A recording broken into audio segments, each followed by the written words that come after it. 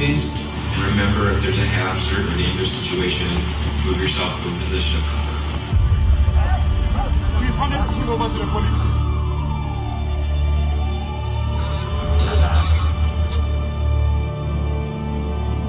We saw about 1,200 little kids and found out that they were in fact trafficked and they were in fact slaves. These little kids are on this boat.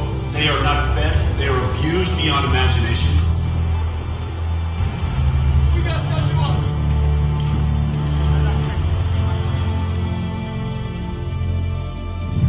This is the girl. Whenever something like this comes, I imagine in my mind that girl is found.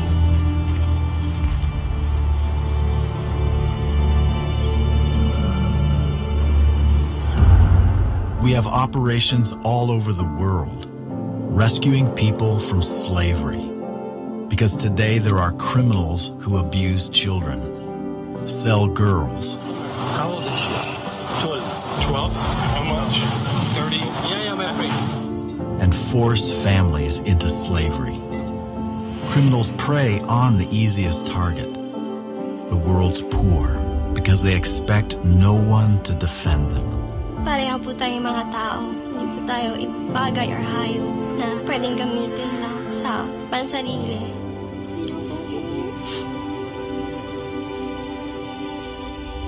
But today, there are thousands of people gathering to seek justice for those in slavery. We are a group of lawyers, counselors, activists, and supporters. We are called International Justice Mission. And together, we form the largest international anti-slavery organization in the world. But slavery won't come to an end until criminals know they can't get away with it. So we partner with local police to arrest and prosecute criminals. This sends a message to slave owners. We will not go away. We stay with the survivors until they are healed, until they are free. Natulungan po ako ng IJM sa pamamagitan po na sa case ko, sa pagtulong po nila na ma-overcome ko po yung fear. Each year, we rescue thousands of slaves and protect millions around the world. We are transforming how justice systems protect their citizens.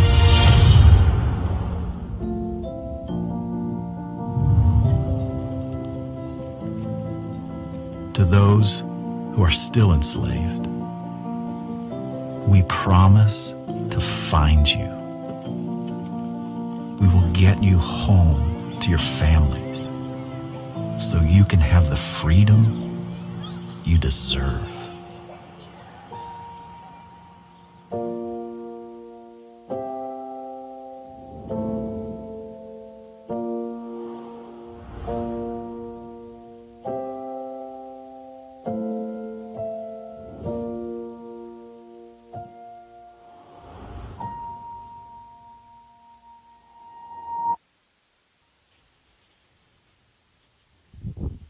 Morning.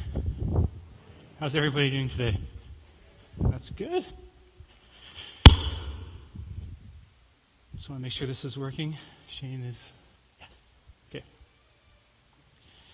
Well, my name is Philip Calvert, and my wife Robin is back there, and we have our two young kids that come to this church, Emery and Keen. And I want to thank you so much for allowing me to speak this morning and share with you a little bit about International Justice Mission. Shane asked me to come and speak today, partly to help him take some time off, but partly to tell you guys a bit about what we're doing and to help everybody in the church understand that there's multiple people within the congregation that are doing awesome things outside of kind of the four walls of this church. And so that's part of why I'm here. And give you a little bit of background on me. I worked for Young Life, which is a partner organization to Skate Life, for almost 9 years. And in that time, one of the things that I would always tell my volunteers and I'd always go looking for was trying to find churches that are awesome. And what I mean by that is So many times I come across kids that wanted nothing to do with church, or were disenfranchised with it, or just had no idea what it was. And so I would often go and I did visits or speaking at churches or other things. I'd try to find communities where I would feel comfortable bringing one of those kids. And I have to say, unequivocally, Dalhousie is one of those churches, for sure. There's so many great things about this church, and the list is on and on and on, but a couple of quick highlights. I mean, it was already highlighted over this weekend of all the amazing stuff that happened, which is amazing. Number 2, there's a multi-generational component to this church, which is fantastic. And number 3, because of that, this church exists very much like a family, and my wife and I over this last year could definitely attest to that, feeling welcomed. And so thank you. I'm going to talk about a couple of stories today about IJM, and I'm going to talk, kind of try to do some layers of some different scriptures to kind of help explain a few things. So, first of all, I'm going to tell you a quick story about myself. I'm a little bit of a thrill seeker sometimes, and I love longboarding, I love cycling, all that kind of stuff, but I had one in particular case where I got to go skydiving, which is fantastic. People always say, why jump out of a perfectly good plane? I say, because it's awesome. And so when we went, it was terrifying, and my wife surprised me for my birthday one year, and so we went skydiving. And so here we are, and the doors open. Robin and I are the last 2 in the plane. There's about 8 of us in there all together, and they all jumped out. And so I'm ready to go, and you look down, and has anybody else ever had this experience before with skydiving? Okay, so you guys know what this feels like. You look down, and it feels fake. It's just like, okay, this is not as scary as I thought it was, because that doesn't look real at all. It's too far away. All I see is patches of farmland. That's all I see. And so then you jump out. My wife's case was a little bit different because she fell out. Anyway, it was a great experience, and it's kind of that sense of there's a massive thing, this massive problem, like we talked about with slavery, the video talked about, and there's also this kind of parallel of this massive thing, but doesn't feel real because it's so far away or it's so big, the scale is just unbelievable. Another part of me is a little bit of a chicken sometimes too, because when I was with Young Life, I was supposed to go bungee jumping with a group of kids for one kid's birthday, and I chickened out. So,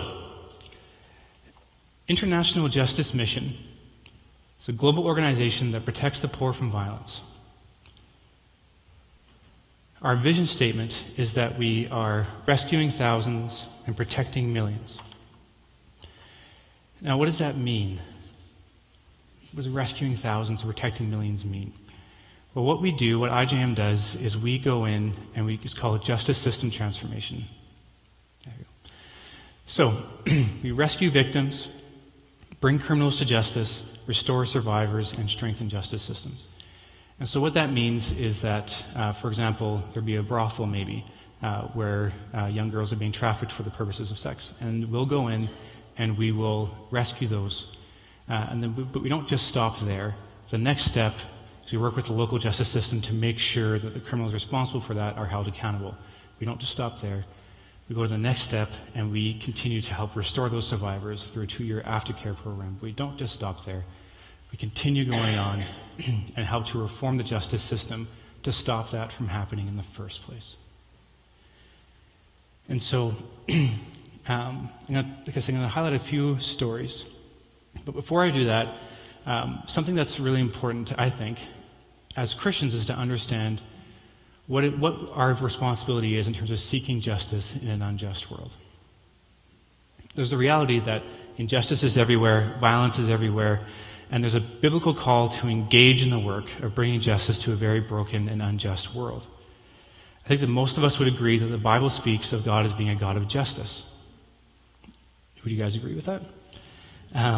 He is just in all his ways and wants his people to reflect that characteristic in our lives as well. And it's something that, I'll get to that later, but if God is a God of justice, then his people should be an accurate representation of who God is, if we believe that we serve him. So, we read scriptures, Isaiah 1:17.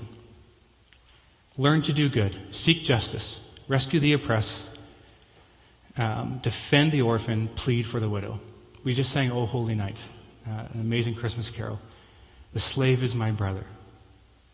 Such a powerful line. And then beyond that, we are in his name, rescue the oppressed. I love that picture. And it speaks to why Jesus came. Here I am, 5 days before Christmas, talking about slavery and human trafficking.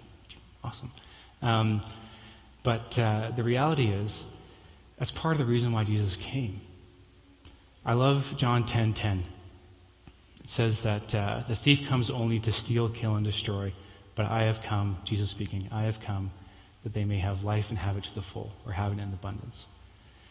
And so I picture, people that don't have that, or people stuck in slavery, people, little girls stuck in brothels. It's happy Christmas. It's awful.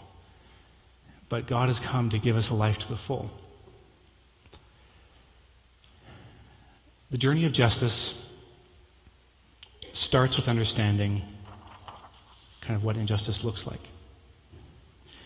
There's this great tension between kind of knowing what's out there, but then also not having a full understanding or full personal realization of that. I remember the first time I was struck with a very clear, crystallizing example of what great injustices there are in the world. And this is in Calgary. I was a security guard when I was 19, 20 years old. And I was in Bible college, took a semester off because I wasn't quite sure what I wanted to do. And I was a security guard doing the night shift at McMahon Stadium. And so they give us these little trucks that you go around, and every hour you got to go around the outside and check things, and then every hour go around the inside as well and make sure all the doors are locked and everything like that. Incredibly boring job. I watched Sports Center in my little office until I had to go out and do my job. But so I was driving around, and this only happened once. I'm glad it only happened once. I was driving around, and I noticed there was a car parked there that looked suspicious, and so I turned on the lights, the little flashers, and I honked the horn, and I'm blinking the highlights, and I drive up to this car, and then a woman's body is pushed out of it, and the car peels away. And I could see there's about 4 or 5 people in the car. And so, as a security guard, I don't know if you know this, but you're not exactly equipped or armed to deal with anything effectively. You have a flashlight. So I get out of the car with my flashlight and, expecting to do something. And I get out, and there's this woman who's just laying on the ground. She had just been raped by these 4 people in this car. She was a prostitute. But that doesn't mean that what happened to her was because that she deserved it or anything like that. And so I called 911. The police came. But in the time that the police came, I had about a 20-minute conversation with this woman. And it was about this time of year, kind of close to Christmas. It was very cold outside. And so we're sitting there just talking. And she had told me that she grew up in the church and that she, I don't know if she told me the truth or she was lying, I have no idea. But I never saw this woman again. But I remember having this experience of being face to face with this person that was in desperate need of help, and there was no help immediately available for her in that moment. It felt powerless. I felt unequipped despite my flashlight. It builds empathy, and it makes you want to do something. The UN estimates that roughly 4 billion people live outside the protection of law, meaning roughly 4 billion people in the world today, if they were to pick up the phone and dial 911, there's no response. There's nothing there. This is most of the world's poor. Without the safety and security and protection afforded by the law, the global poor take the brunt of the world's abuse. Vulnerable people, vulnerable communities where criminals know where they can go and find people in order to try to make a profit. This is what IGM's work is specific about, trying to stop this. So here's a story. This little girl, her name is Kasika. Our IGM investigators rescued Kasika from a rice mill in India on her 2nd day birthday. She was born, literally, into slavery. Kasika, like I said, was born the night before the rescue took place. Her mother had been forced to work right up until the time that she went into labor and there was no additional food or water afforded to her. I could picture this mom. I have a 2-month-old son, and I can picture this mom holding this little girl and trying to picture a future for what this girl's life will look like. And if she's trapped in the way that she's treated, even leading up to the birth of having no additional food or water, you can picture this girl having to do odd jobs kind of around until she gets to the point where she's strong enough where she can make a meaningful contribution to the rice mill and start working 16-hour days just like everybody else around her, and probably be sexually abused just like her mother was. It's not a great picture. But then on the other side of it, and I love that this week's Advent theme is joy, because someone intervened on behalf of Casca and changed her entire life right from the beginning. When Jesus first came onto the scene, he rushed onto the scene. He's speaking in Nazareth. He's giving his kind of first sermon. He quotes in Isaiah, and he says, "The Spirit of the Lord is upon me. He has anointed me to preach the good news to the poor. He has sent me to proclaim freedom for the blind, to release the oppressed, to proclaim the year of the Lord's favor." Luke 4. Now, here's where we're going to take a little bit of liberties with the scriptures a little bit. I can picture Jesus, and I don't know if you can too, but I can picture him reading this scroll and closing his eyes and proclaiming this. And I believe that him being God was able to see what these words mean in the future. I can see him picturing a girl like Casca. I can see him picturing someone being free. Now, to me, that's such a beautiful image even of Christmas. This child that's born, experiences freedom. The family lives in this anticipation of joy because of this moment, because of what Jesus was saying here. I've come to free the oppressed. So we're going to pack another familiar scripture.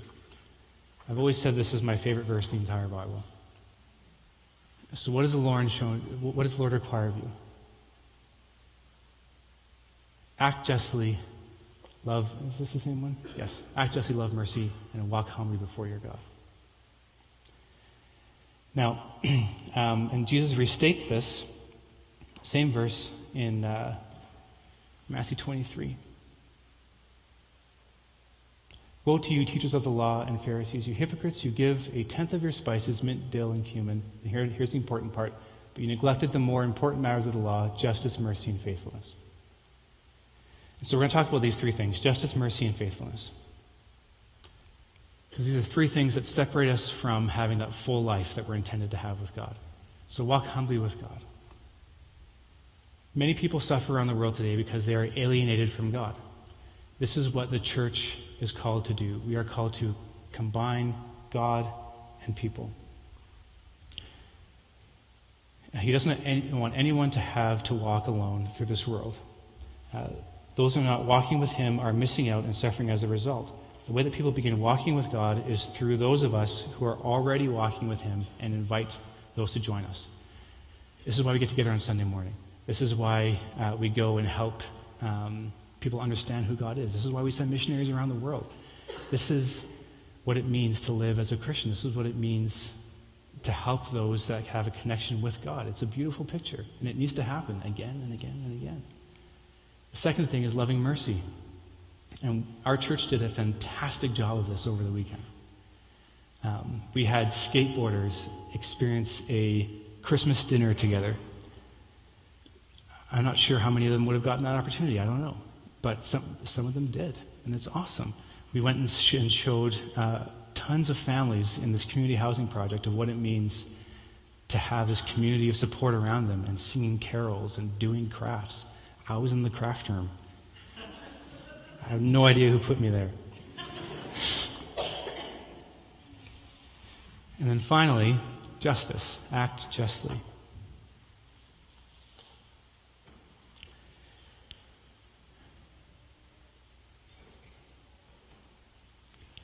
This is the third part, that we acknowledge that people suffer because they have an oppressor. It's not because they're separated from God, although that's part of it. it's not because they need additional help, although that's part of it. It's because there's an additional layer of somebody who's going the extra mile and oppressing them.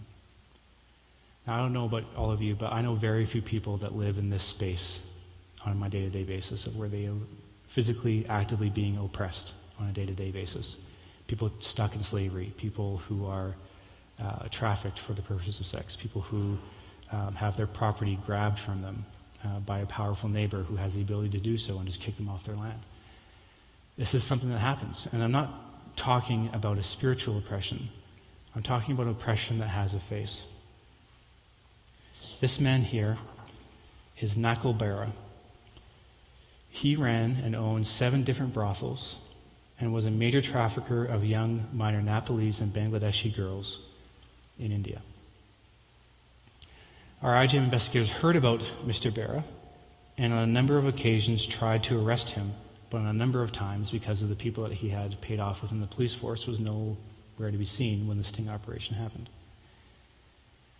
We were finally able to arrest him. On 37 separate occasions, he applied for bail.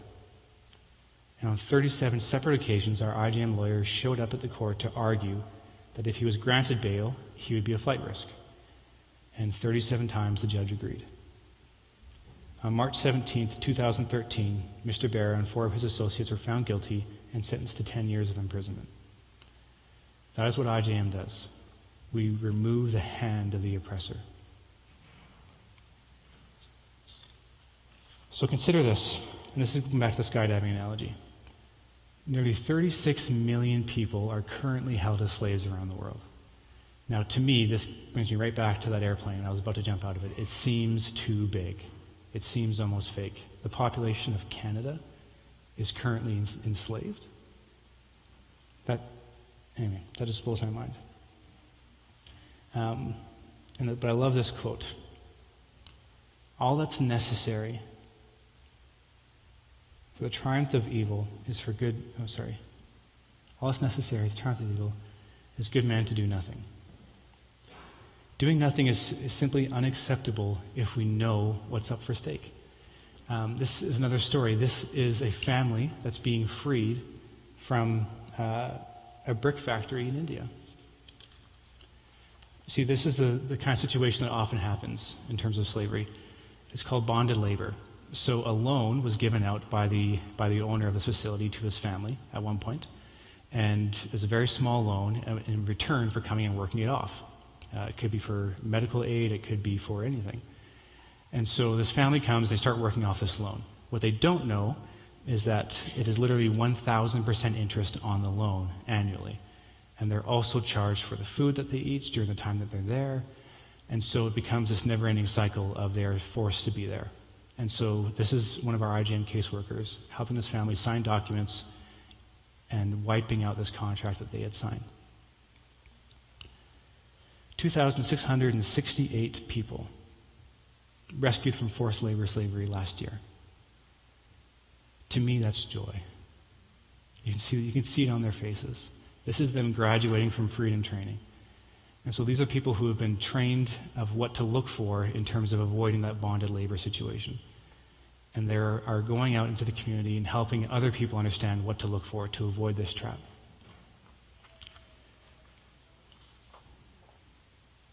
When the good do nothing, sex trafficking triumphs. Nearly 2 million children are exploited in the global sex trade. Children are seen as commodities in this space, which is horrible. This is the world's #1 illegal economic driver.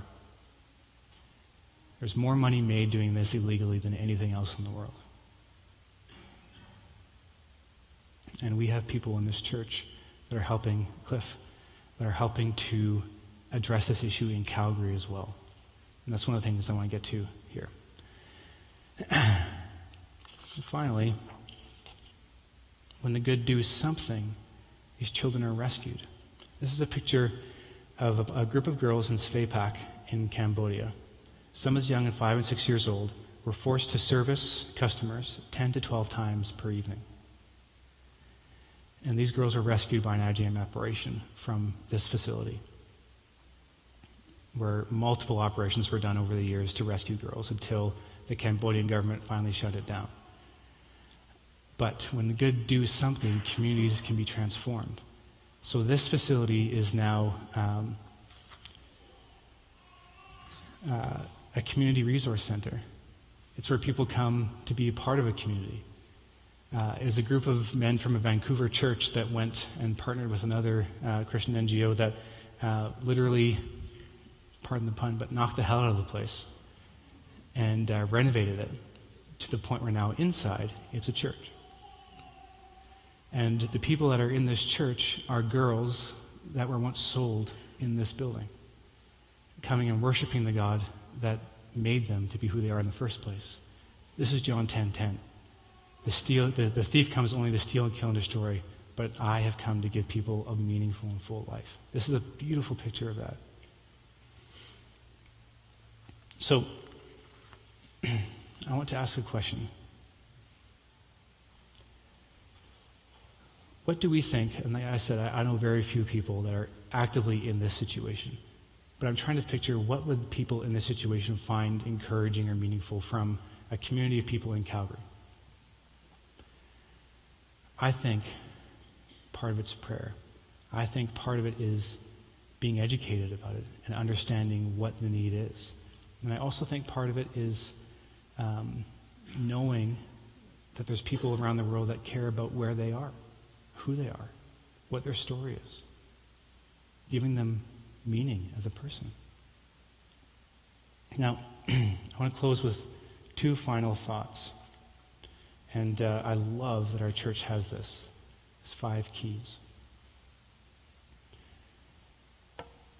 Jesus said, "Blessed are those who hunger and thirst for righteousness, for they will be satisfied."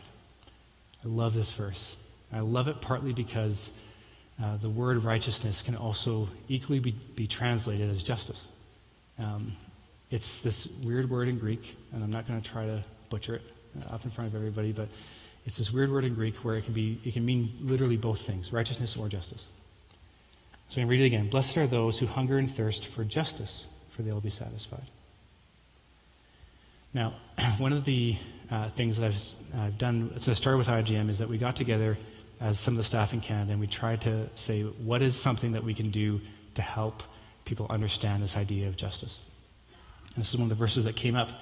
And from an ethical point of view, this is my Bible geeky part coming out, there's this individual versus corporate responsibility that we have in order to be as a community of God and to practice these things. And so it's beautiful that we are part of this church where there's so many individuals that are doing justice things. We heard about them this morning, randomly getting together and providing all these great things for a family. There's 2 different cases I know of that from people in this church that are gathering resources in order to give to a family this time of year. It's beautiful. There's if you want to talk to somebody about kind of some of these issues locally, you need to talk to Cliff. Cliff Weeb is the man when it comes to this stuff. And, there's so many things that are happening there, which is beautiful. Our church is amazingly supportive of MCC, which is doing all these kinds of things around the world as well, which is awesome. Our church is also looking at getting into helping being part of the solution for the Syrian refugee crisis. Again, these are beautiful community things that seek justice. At the same time, there's these individuals within our church that are helping to seek justice as well, and it creates this beautiful picture of what a community can be. And I love the second part of this verse, "for they will be satisfied." I don't know about you, but when I have those situations where I help somebody and you feel great, that's awesome, but I don't think that's necessarily what the verse is pointing to. I think that as a community and as an individual, we'll be satisfied because the Spirit living inside of us wants to reconcile creation back to its original purpose. That's what it's John 10:10 again. I've come that you may have life to the full. That's his hope for all of us, regardless of who we are. And so, my challenge this Christmas, and this is a little bit shorter sermon than we're used to. I don't know if that's a good or a bad thing. But my challenge this Christmas for all of us is to think about this. Why did Jesus come? Why did Jesus come? As we're sitting around our tables and we're eating our meals and we're having some beautiful pictures of our families being around us and having these amazing experiences with each other, I want us all to stop and think, why did Jesus come? So we have a life, have it to the full, but also to stop the thief from stealing, killing, and destroying. And so as we go, I'm going to pray for us a little bit, but as we go, think about that. But then also, we're going to have information back at the back table. If anybody wants to come and talk more about that kind of thing, I can give you all kinds of resources about specific casework that's happening all around the world. And then also, if there's going to be an opportunity to respond, if you want to get involved financially, then you can. If you want to just simply go on a mailing list so you get updates about all the different kinds of things happening or things to pray about specifically, please write down your name so that we can include you in those things as well. But again, I just want us all to think this Christmas as the final candle gets lit and we celebrate the birth of Jesus Christ. Why did he come? Let's pray. Father, I thank you so much for the opportunity that it is to come and share this part of your heart with this community this morning. And God, I pray for people like Cassica or other little families that are experiencing your freedom. I pray for those that are those that are still caught in slavery, those that are still caught in sex trafficking, those that are victims of everyday violence around the world. I pray that as a community of faith around the world that we would be able to say, stop, remove your hands. You cannot do that anymore. I pray for those victims as they're being rescued. I pray for restoration. I pray that they would know what it means to live a life with a God who cares about them deeply, that wants them to have a full life. And God, I pray for this church this morning and all the different struggles that may or may not be happening in people's lives. I pray for the exact same thing, that we would experience the reason why you came is to have a full and abundant life in you. Help us to be those that help others experience what that means, whether that's through telling them about you, whether that's through giving them a hand up, or whether that's through telling others to take their hands off. Thank you, Father. Amen. Amen.